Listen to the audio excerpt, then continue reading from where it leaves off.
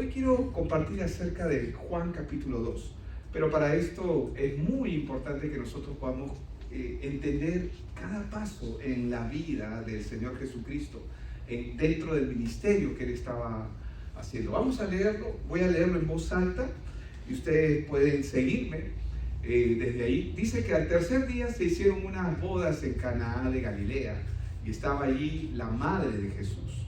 Y fueron también invitados a las bodas de Jesús, Jesús y sus discípulos. Es decir, para que ustedes tengan una idea, el primer evangelio que es escrito es el libro de Marcos.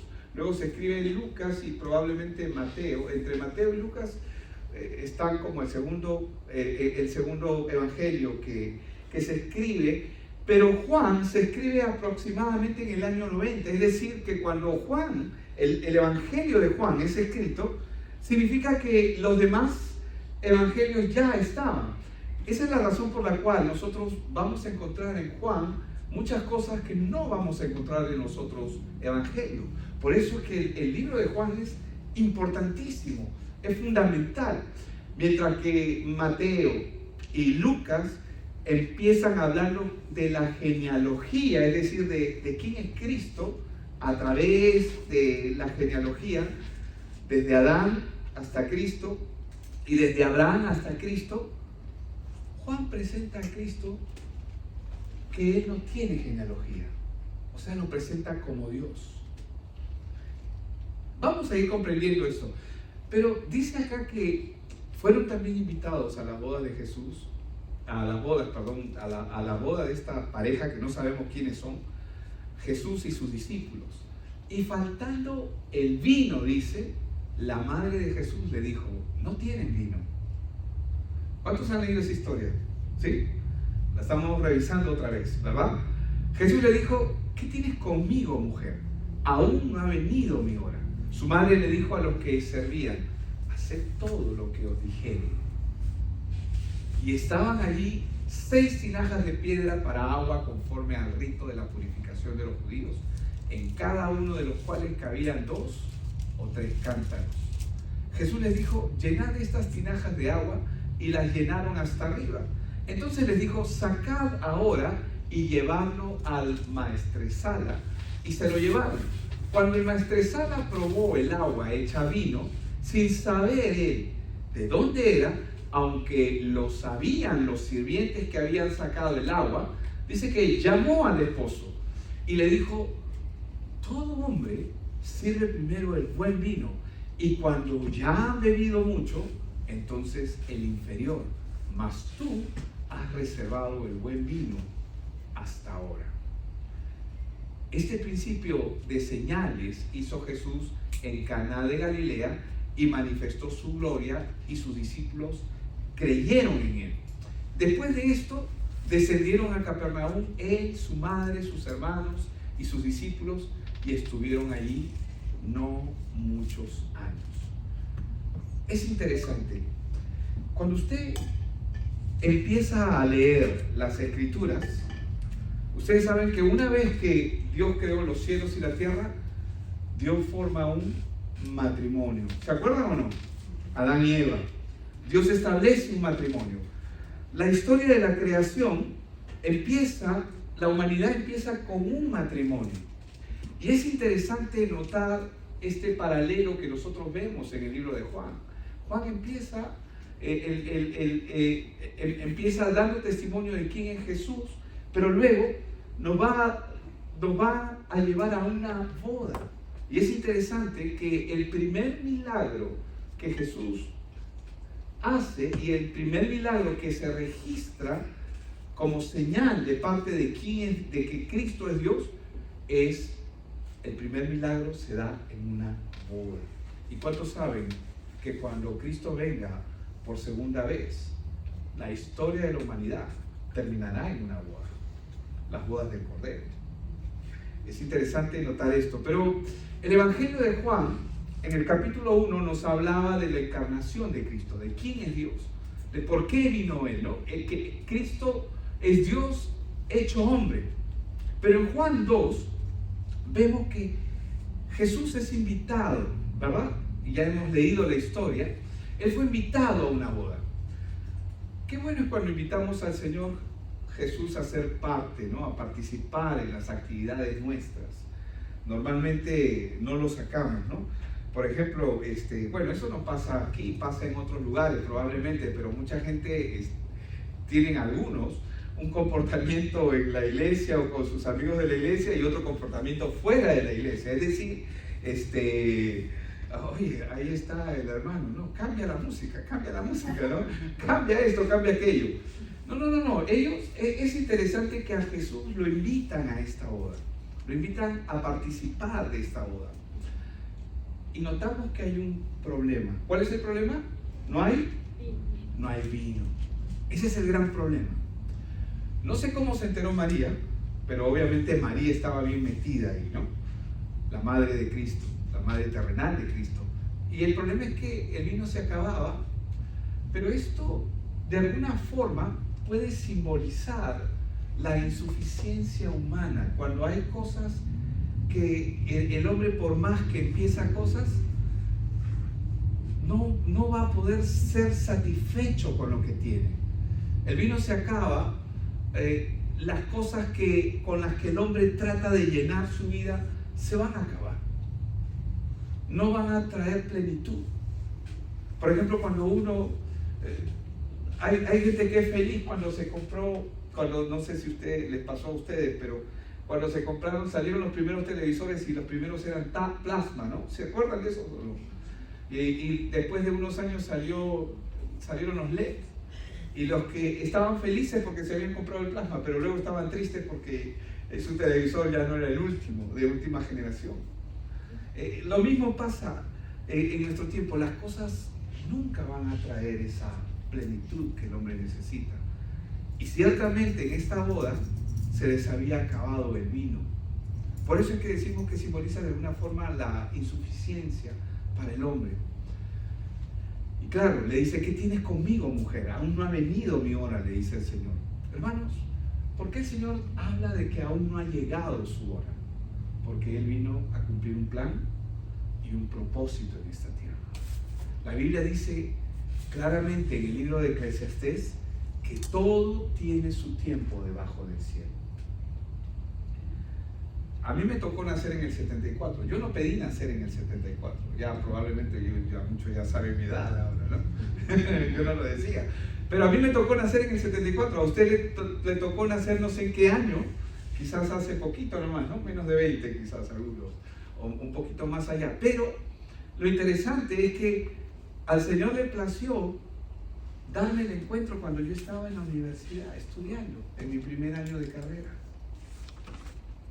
Y yo no sé cuál es el caso de cada uno, pero todo tiene su tiempo, dice la Biblia. ¿Qué es lo que dice acá? Vamos a verlo. Dice: todo tiene su tiempo y todo lo que se quiere debajo del cielo tiene su hora. Es decir, Dios ha planificado todo para el hombre. ¿Sabías que tú has nacido en el momento correcto? Tú no has nacido ni un minuto más ni un minuto menos. Y yo he escuchado de muchas personas que dicen: ay, ¿cómo me hubiera gustado a mí conocer a Cristo antes? No. Tú tenías que conocerlo en el momento en que tenías que conocerlo. Porque todo tiene su tiempo. Y todo lo que se quiere debajo del cielo, es decir, todo lo que Dios quiere debajo del cielo, tiene su hora. Ahora, su madre le dijo, la madre de Cristo, María, le dijo a los que servían: haced todo lo que os dijere. María sabía en parte quién era Cristo. Y ella ya quería que Cristo ya salga y manifieste lo que Él iba a hacer.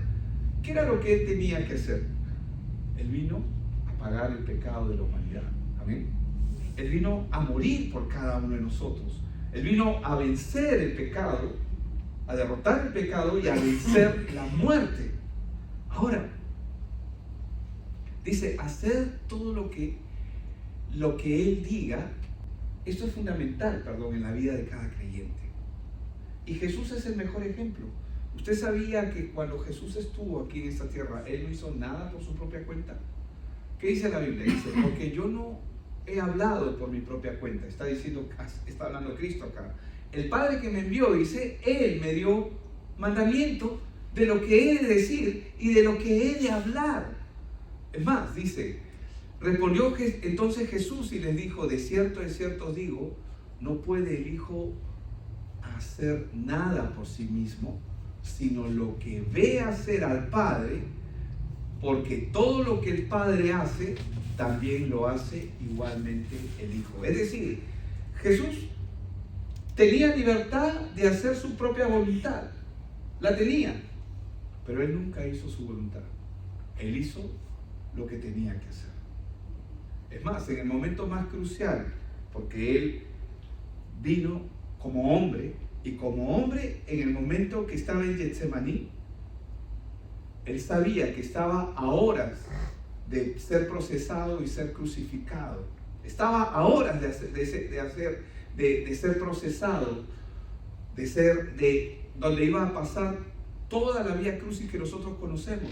Pero ¿qué fue lo que Él le dijo al Señor? Señor, si quieres, pasa de mí esta copa, pero no se haga mi voluntad, sino la tuya. A veces queremos tener fe, y no está mal en cierta manera, pero a veces queremos fe para que Dios nos ayude en el proceso, o para que Dios haga lo que nosotros queremos. Pero a veces también necesitamos fe para soportar lo que nos toca vivir en ciertas áreas en nuestra vida, porque todo suma. Las experiencias que nosotros comenzamos a vivir suman a nuestra vida, y de hecho que nos hacen más humildes.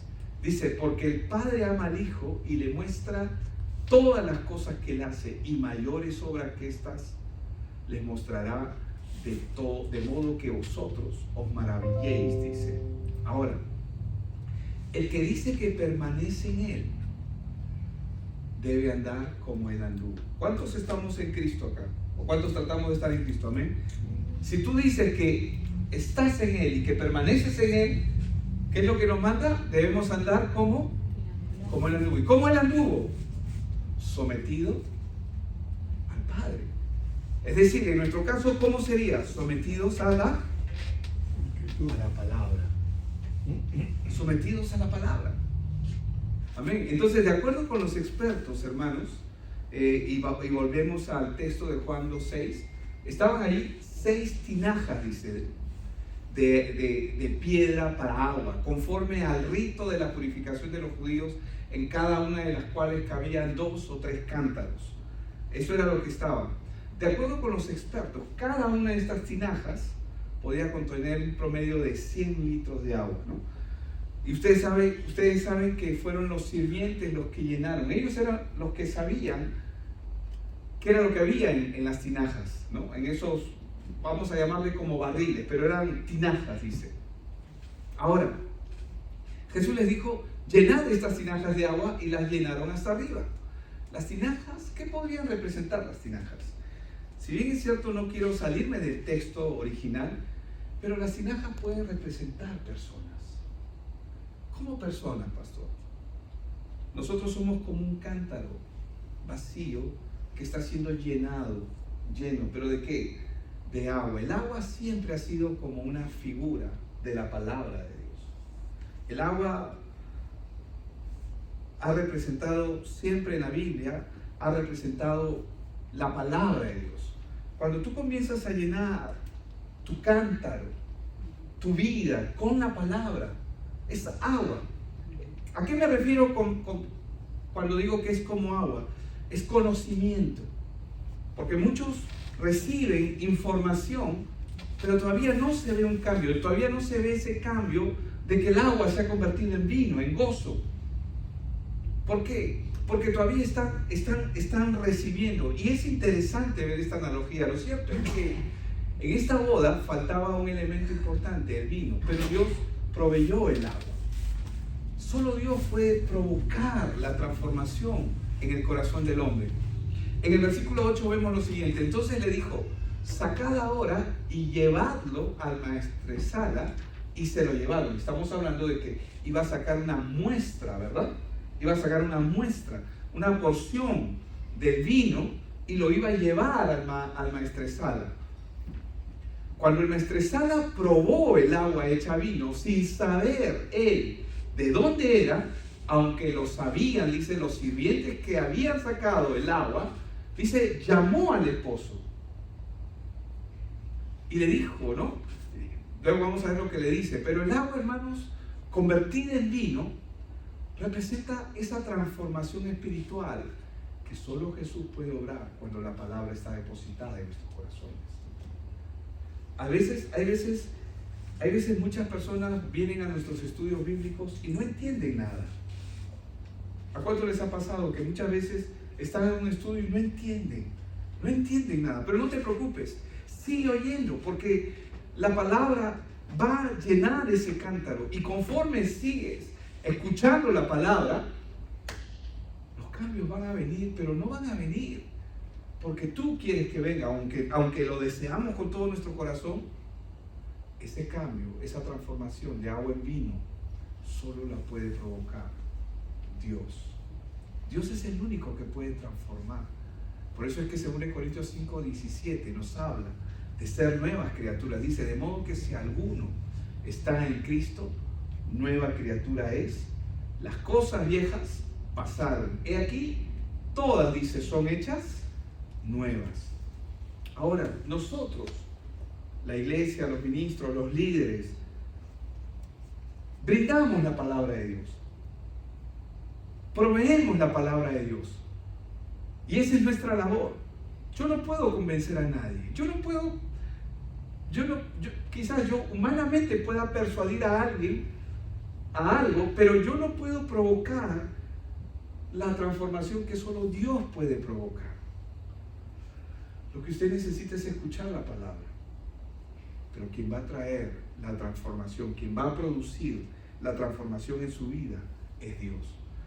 Dice que el maestresala alaba el vino sin conocer su origen.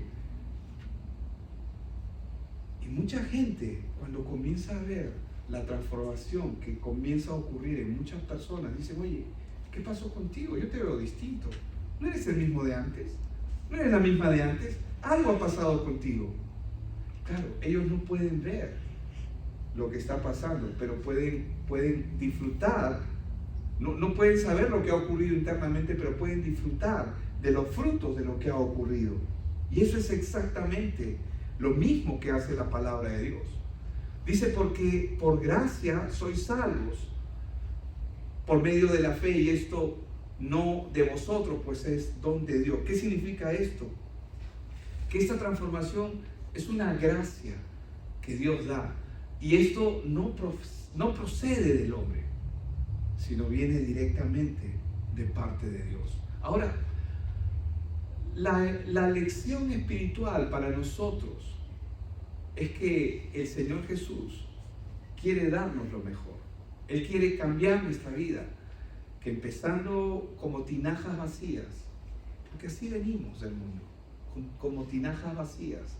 Él quiere llenarnos con su palabra, quiere llenarnos de su palabra, para luego provocar esa transformación que genera la vida cuando uno comienza a conocer quién es Dios. Y le dijo, todo hombre sirve primero el buen vino, y cuando ya ha bebido mucho, entonces el de menor calidad, el inferior. Mas tú, le dice, has reservado el buen vino hasta ahora.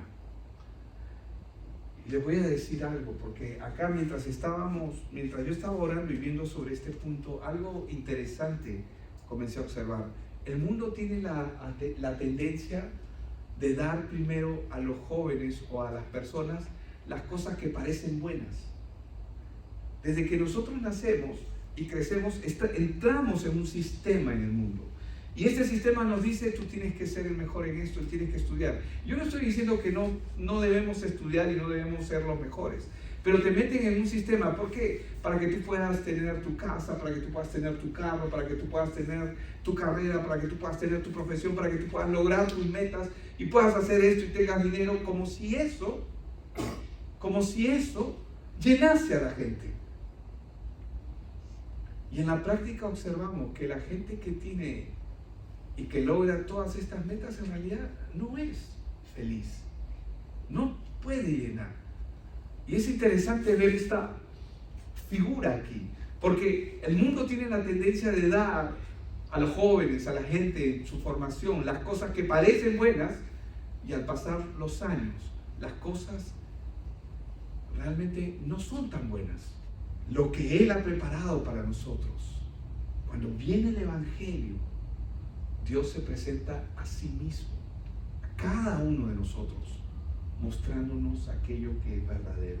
Y Jesús lo dijo muchas veces. Él dijo: no trabajes por aquello que perece, sino trabaja por aquello que a vida eterna permanece. ¿Han escuchado de ese texto de Cristo? Es probable que de acá a 100 años nadie se acuerde de ti.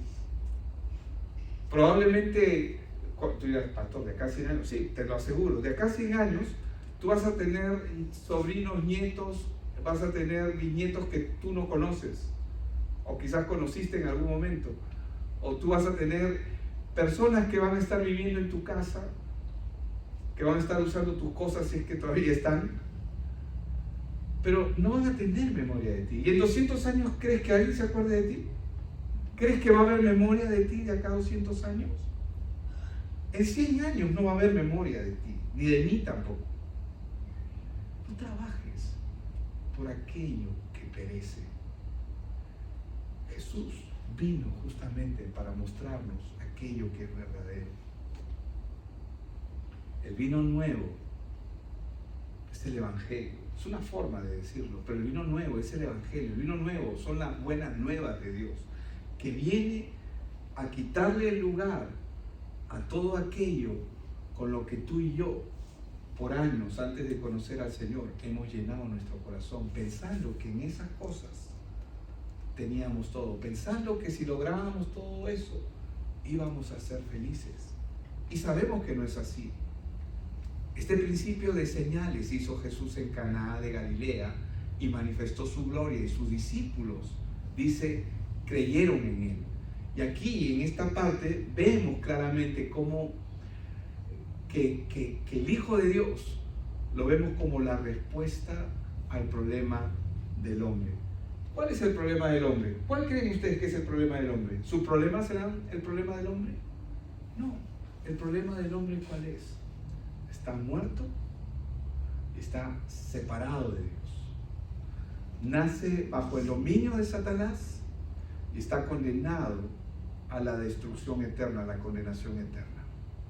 Pero ¿para qué vino Cristo? Cristo vino justamente para que el hombre pueda ser devuelto a su fuente de origen. ¿Se acuerdan del ejemplo del pez que le di? ¿Qué pasa cuando sacas un pez fuera de la pecera? Se va a morir. Pero antes de morir, ¿qué va a ocurrir? Va a sufrir y igual va a morir. Lo que Cristo vino a hacer es devolvernos a nuestra fuente de origen. Él soluciona no solamente el problema de la boda del Caná, porque esto es solamente una ilustración que nosotros podemos usar para ver cómo el Evangelio opera en la vida de las personas. Él ha venido a resolver el problema principal de todo hombre: muerte, destrucción, condenación eterna y una vida miserable por causa del pecado. Él ha roto todo eso para que nosotros podamos volver a Él. Cuando uno escucha la palabra de Dios, sabe y reconoce que Dios te está llamando, lo que debemos hacer es responder. Diga conmigo: responder. Tenemos que responder al llamado y seguirlo. Amén. Por eso es que la Biblia dice, y Él dijo, mis ovejas. Vamos a leerlo juntos, 1, 2, 3. Mis ovejas oyen mi voz y yo las conozco y me siguen. Cuando una persona está escuchando el Evangelio y se identifica con la palabra de Dios, significa que esa persona como oveja del Señor, está escuchando la voz de su pastor, porque Él es el pastor.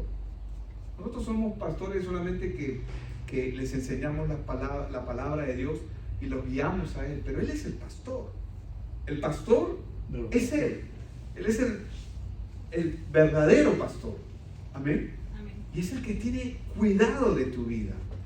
Y Él dice, mis ovejas oyen mi voz y yo las conozco, dice, y me siguen. Porque cuando tú escuchas la palabra, te vas a conectar. Lo quieras o no, vas a conectarte con la palabra porque eres una oveja del Señor. Amén.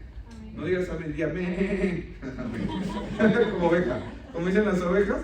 Amén. Así. A ver, 1, 2, 3. Amén. Amén. Ya. Ovejita del Señor. Es una. Algunos somos ovejones, ¿no? Otros somos ovejitas.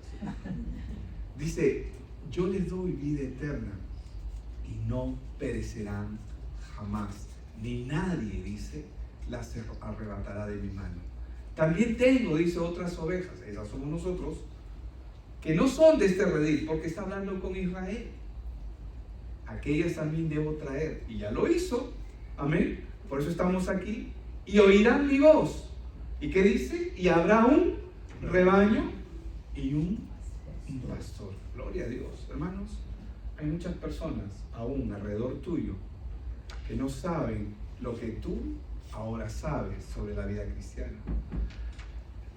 No queremos que te quedes solamente con lo que tienes, sino deseamos con todo nuestro corazón que lo compartas. Llévate 2 o 3 flyers, invitaciones. Llévate 2 o 3 invitaciones, volantes, y comparte con alguien. No importa si la persona, si crees que no va a venir, Dios puede usar todo, pero tengamos nuestra parte. Amén. Hagamos nuestra parte. Oremos y pidamos dirección a Dios para que guíe y dirija tu vida. Amén. Vamos a orar.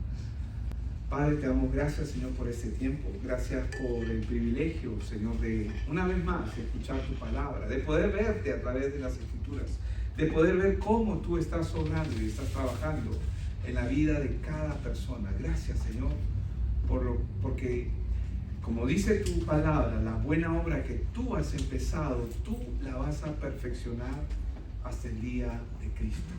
Oramos, Señor, para que así sea, y oramos para que nuestra vida pueda estar delante de ti. Te adoramos, Señor, y te honramos y te agradecemos por ello.